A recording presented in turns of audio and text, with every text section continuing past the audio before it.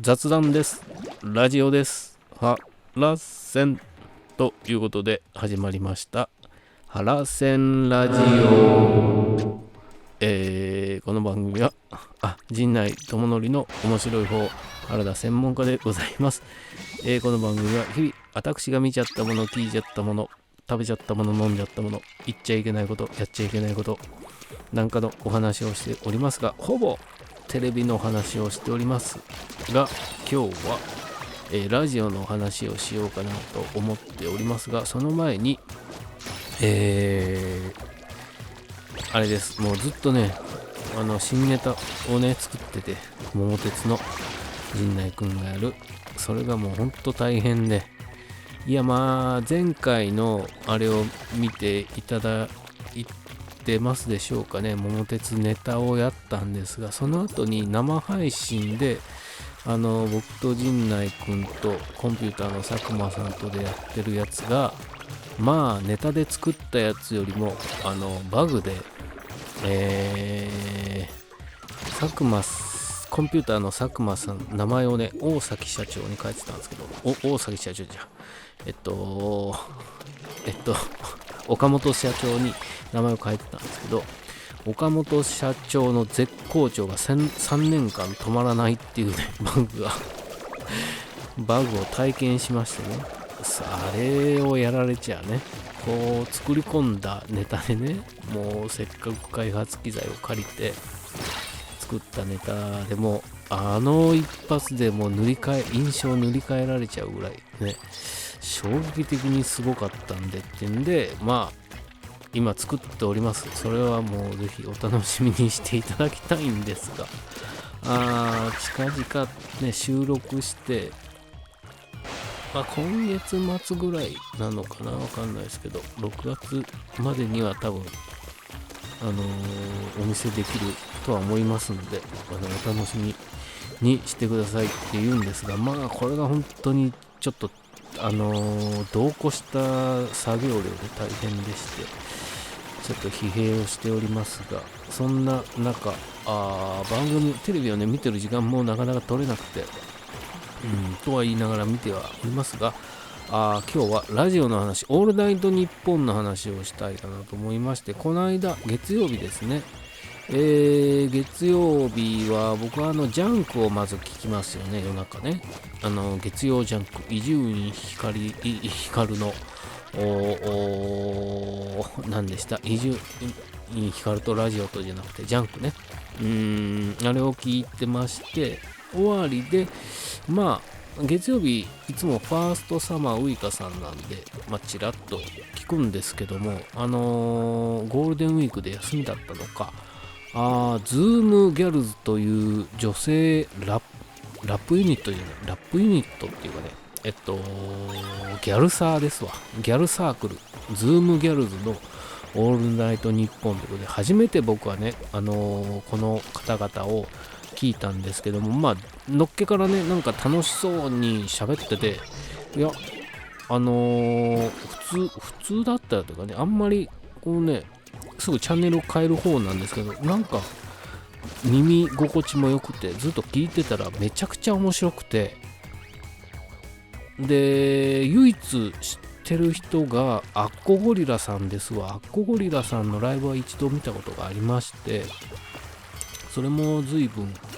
う3年も4年も前ですか、もっと前かな、見まして、 CD も買いましたよ、僕は会場で。その前にだから焼きそばかおるさんに、アッコゴリラさんって面白い人がいますから聞いてくださいって言われてて、で聞いてて、ラジオもやられてて、あれはどこだっけ、 FM 東京じゃないよ、なんかラジオやってて、そこで火曜日の後半が毎回ゲストで金子綾乃さんがやってたんですね。30分ぐらいかな、やってたんで、それもあってよく聞いてて、アッコゴリラさんはよく知ってて、アッコゴリラさんも所属しているギャルサークルズームギャルズという方々がオールナイトをやってたんです。これが非常に面白くて、まだまだラジコでね聞けますんで、ぜひ聞いていただきたいっていうか、中で本当に一人美大生の方がねいてて、その方がねこうなかなかすごいキレッキレなんですよ。めっちゃかっこよくて、発言とかもすごく興味を持ったんで、もう全員がすごいんだよな。個性のなんていうの、個性の尖った人らが集まってね、それを乱すことなくなぜか調和が取れてるような感じので、ラップの曲とかも全部かっこよくて、僕はあまり本当にギャルの何ですか、そういう文脈とかラップの文脈とか全く知らないんですけども、これはなかなかすごいなと思って、もう僕の知らない世界とかね、で非常に面白かったですね。で取り上げてる話題とかものっけからの話が女性器の故障の話でね、深夜なんでってこともないでしょうけども、それでどう呼ぶのがなぜ言っちゃいけないんだとかね、そういうところから話されてて、これはなんか刺激的なというか、なんか若いのがねまた尖った発言でもしてんじゃねえかとか思いながら車に構えてね聞いてたんですけど、いや中身聞いたら、いやもう全然芯の通った方々ばかりで、いや非常に面白かったんで、ぜひね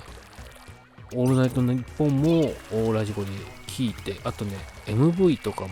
全部かっこいいですよね。で宮台真司さんともなんかやってて、何ですか、リモートで知り合ってみたいなね。で宮台真司さんを巻き込んで何かやってるんですよ。PV をやってんのかな。それもなかなか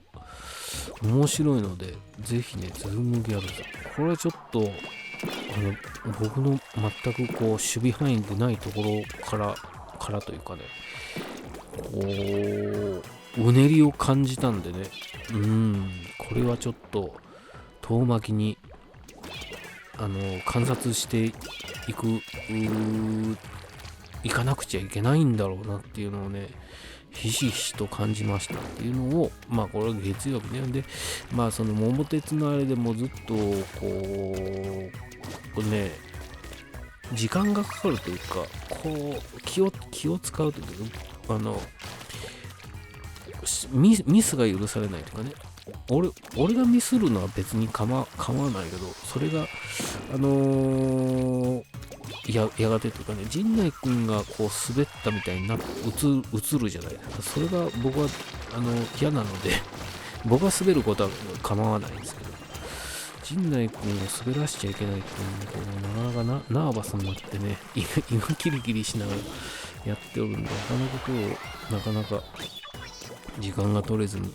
たんですが、このねズームギャルズはちょっと面白かったので、皆さん見て聞いていや僕より全然多分知ってる方の方が多いでしょうけども、面白かったんでね、ちょっと僕も追っかけようかなって思いました。んなところかな。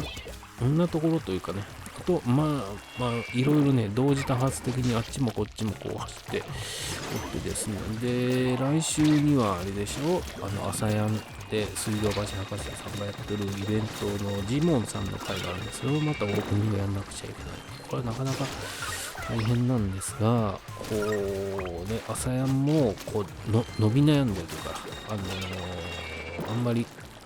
知れ渡っていなくてやってる内容が面白いんですけど、でも面白いのは決まってるんですよ。わかるんですけど、なんていうんですかね、届け方がまずいというかね、いいお店にね料理をねウーバーイーツで頼んだけど、ウーバーの配達員がつまずいて途中でこぼしちゃったみたいなね、ちゃんと届けろよっていう感じで届けたいところに届いていないっていうのがありまして、それをねこうグループラインでああだこうだみたいなそのね相談の時間もなかなか取れなくてことがあって、一つだけ僕はねかたくなにねなぜ俺がそれを やらないのかみたいなことが一つだけありまして、ね、この朝やんのロゴですね。で昔の朝やんのロゴっていうのはテレビ番組のやつはね決まったのがないんですよね。今みたいな番組タイトルドンみたいな感じの作りじゃないんでなくて、で DVD 化された時に DVD のパッケージで統一のロゴというかあるんですけども、それを僕は使ってないですね。それはなぜかというと、こう当時を知ってるものをこうまた新たにこうね立ち上げて届けようとするときに、当時のそのね懐かしいなっていうところだけに届けるんじゃなくて、やっぱりこう若い世代にこうなんていうんですかね、無茶をしてた大人というか、ああいう時代があった。で今のライブシーンではそういうことは全然できますよってことをこう伝えたいって思った時に、それはやっぱね当時のロゴのまんまじゃねえだろうって僕は思うんですよね。新たに今フィットするというかなんだろうって気になるね、視覚的にね気になるとこから入ってきてもらわないと、新たに若い世代の方にはねこうまずそこで届けられないじゃないかって思っちゃってて、でそれをこうどういう形にするのがいいのかなっていうのはまだ答えが出てなくて、その過程も含めてねこうイベント長いというかこうずっと続いていくんで、とは思いつつまだで形になってないんであれですけどもとは僕は思ってて、かたくなにそこをねあえて使っていないというねのがあるんですけどね。考えすぎですか私のみたいなところで、なかなかこう進まない考えてこうね考えすぎちゃってこう喋れないみたいなことあるじゃないですか。これを言ったら嫌われちゃうんじゃないだろうか、傷つけちゃうんじゃないだろうかって思ったらこう何も発言ができなくて黙っちゃうですね。無口な人ってそういう人が多いですよ。でそれと同じでこうねなんだろうなこうするのがいいのかな、前のままのがいいのかな、いや新たにこう作った方がいいのかなみたいなところで身動きが取れなくなっちゃってみたいな感じなんですけどねっていう言い訳でした。はい。あとねあれです、オールナイトニッポンね面白かったんで本当にズームギャルズねこれちょっと要注意人物を見つけちゃったぞってことでぜひ追っかけたいと思いますということで、チャンネル登録と高評価よろしくお願いしますっていうか、これをね撮ること自体もちょっとしんどいなと思いながらねネタ進めときたいなって思いながらね着手していなかったんですが、いやそれはダメだろうとね、それはダメだろうと思って時間のない中2日に1回になってしまってますが、ちょっと来週まではペースが落ちますが、見たいドラマもねラジオも聞きながらやっておりますのでよろしくお願いしますということで、チャンネル登録と高評価よろしくお願いしますね。あれ流れない。はいわーありがとうございました。